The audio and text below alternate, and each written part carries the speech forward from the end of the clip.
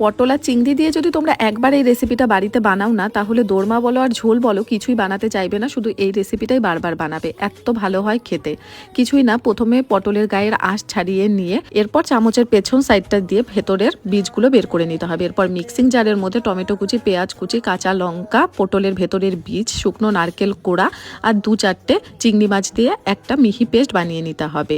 তারপর কড়াইতে সর্ষের তেল গরম করে চিংড়ি মাছগুলো কুচি করে কেটে নিয়ে দিয়ে দিতে হবে। এরপর নুন, হলুদ, লঙ্কার গুঁড়ো, জিরের গুঁড়ো দিয়ে চিংড়ি মাছগুলো একটু ভাজা ভাজা করে বেটে রাখা মশলাটা খুব ভালোভাবে কষিয়ে পুরটাকে শুকনো করে ঠান্ডা করে নিতে হবে।